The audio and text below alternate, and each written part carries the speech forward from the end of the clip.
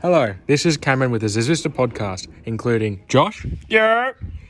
Killian, Yo. and Coxie. Howdy.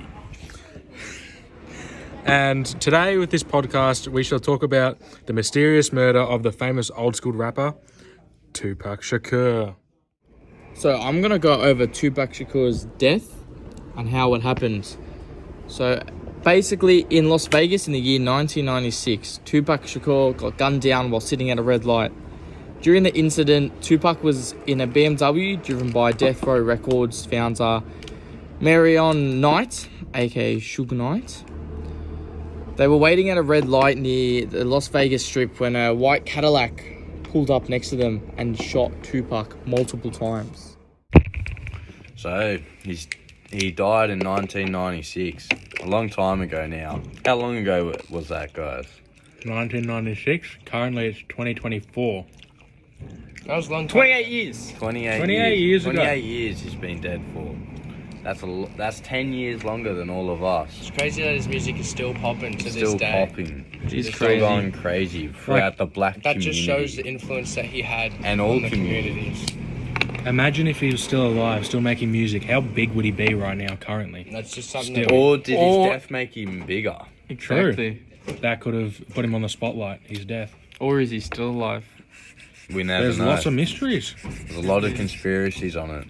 Mm. And Suge Knight, he got shot as well, didn't he? He got shot in the neck or head, I Yeah. believe. Yeah. And some even say he was the one that was set it up and got him killed. But he was also got hit, so R.I.P. I reckon that Sugar rules Dizzle. out that rumour on it.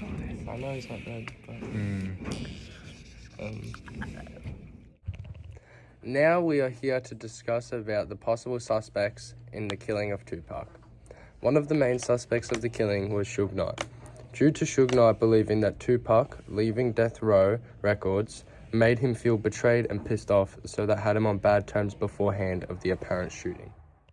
Yeah, so I think Suge Knight could be a possible big suspect in this. He could be, but at the same time, despite having a flat tyre and he was also injured himself, he drove him straight down to the hospital, which Tupac actually died 7 days later on the 13th. That is true. And then he passed away due to, was it blood injuries or something in his head? Yeah. Something like that.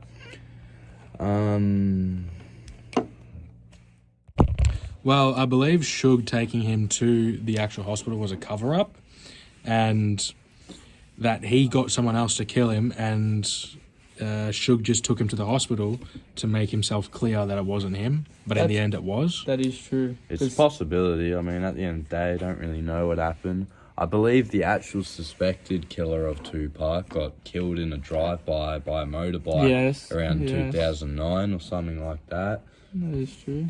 So which is kind of difficult to rule out actually what happened. Well, we know they were coming back from a Mike Tyson Mike Tyson fight.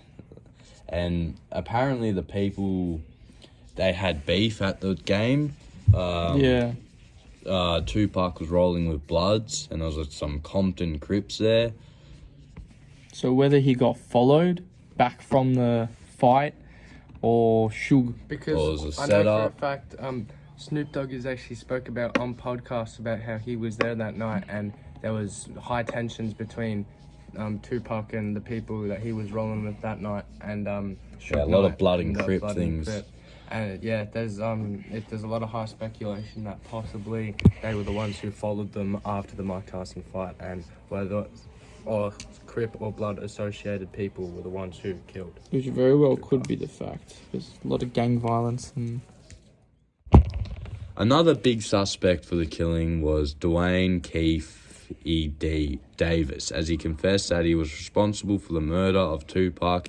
However, Davis has pleaded not guilty to a murder charge. His description of the drive-by murder was that it was done for the entertainment purposes and to make money. Knight was released from the hospital the day of the following of the shooting on September 8th, but did not speak until September 11th. He told the officers heard something, but saw nothing. Knight was released from the hospital the day following the shooting on September 8th, but did not speak until September 11th. He told the officers he heard something but saw nothing.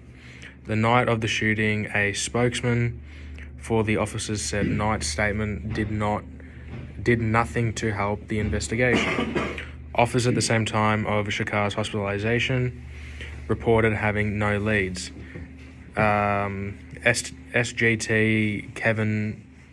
Sergeant Kevin Manning, during the week that the officers did not receive a whole lot of cooperation from Shakur's entourage. Rami and members of Shakur's group outlaws guards Shakur's while he stayed in the hospital due to their fear of whoever shot Shakur. Whoever shot Shakur was going to finish him off. Rami mentioned the possibility that outlaws brought weapons with them.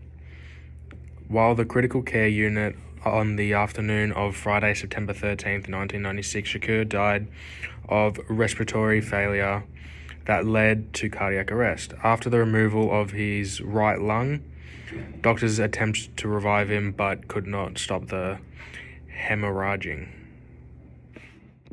His mother, Afeni, made the decision to cease medical treatment. He was pronounced dead at 4:03 p.m. In 2014, a police officer who claimed he witnessed Shakur's last moments said Shakur refuses to state who shot him. When the officer asked Shakur if he saw the person who shot him, Shakur responded by saying "F you" to the officer as his last words.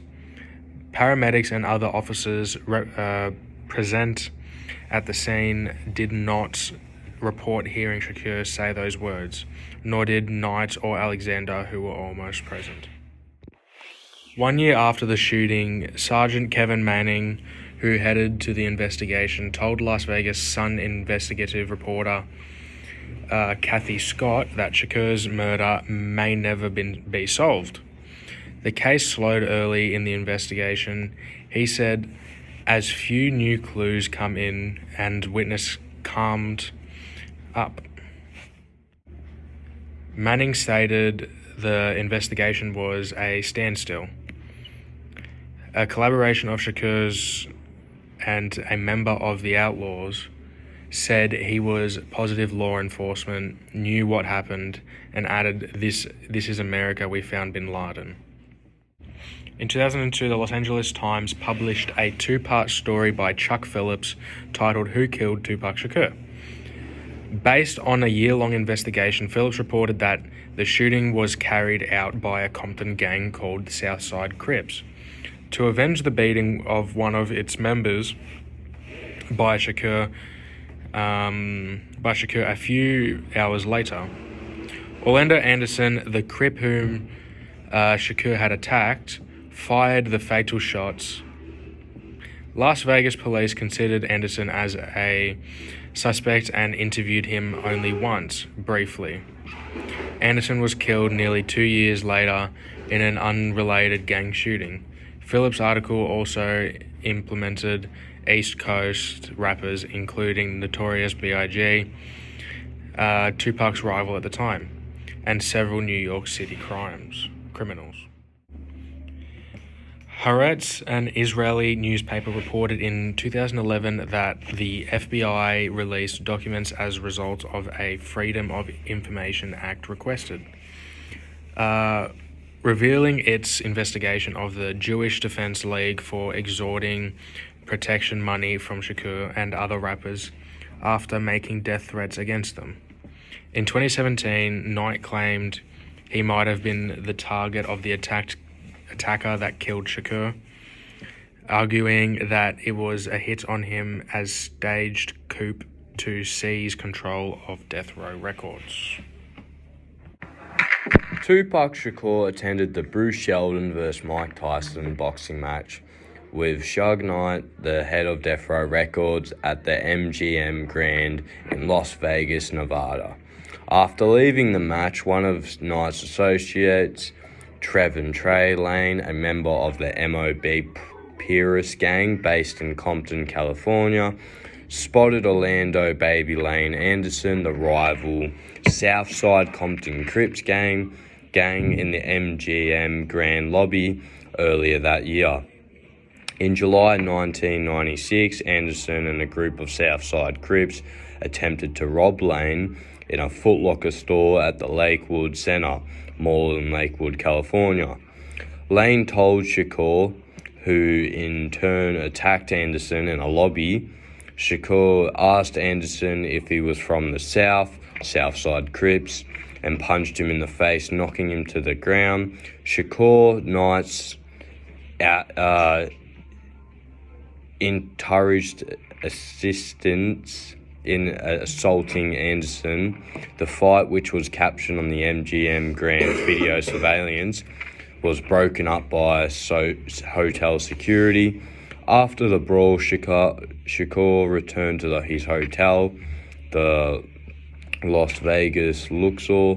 He disclosed his girlfriend, Kada Jones, in his involvement in the Anderson fight, previously having promised to return to her after entering the MGM Grand and having her stay in a vehicle. Tupac left with Knight in the BMW sedan after changing clothes and went to Club 662, which was owned by Suge Knight, to perform at a charity concert.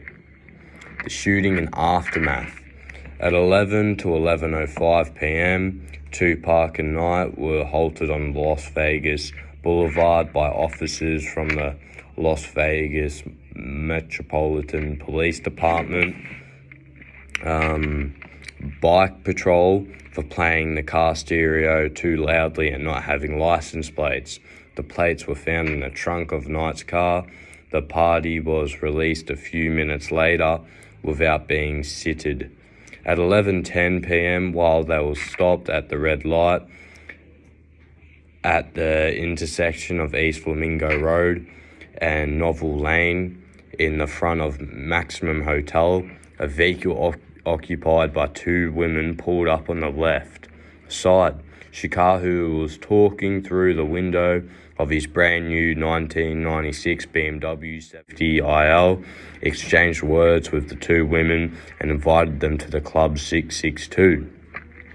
At 11:15 p.m., a white four-door late model Cadillac pulled up to Knight's right side.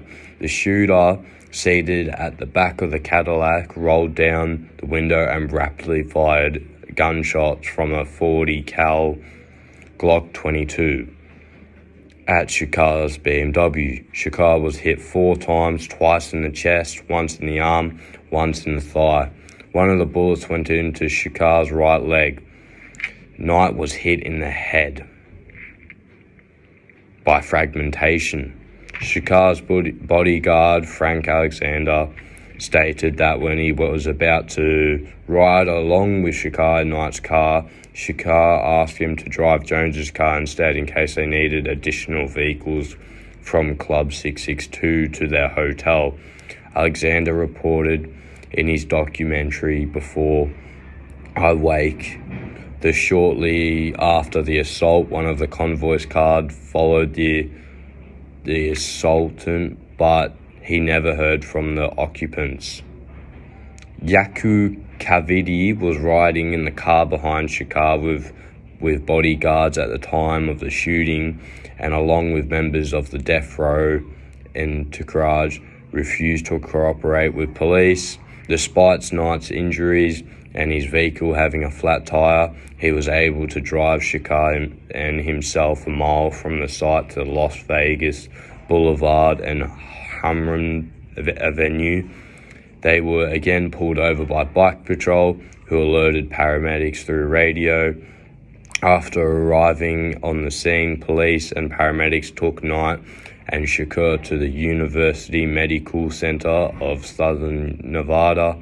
They were pulled over just a short distance from the MGM Grand, where their evening had begun.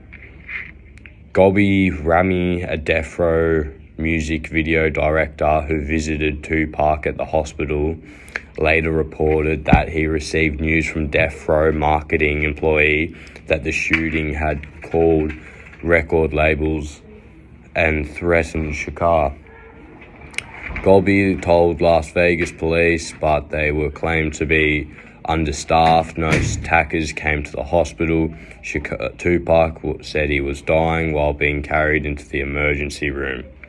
At the hospital, Tupac was heavily sedated, was placed on life support machines, and was ultimately put under a medical-induced coma after repeatedly trying to get out of bed.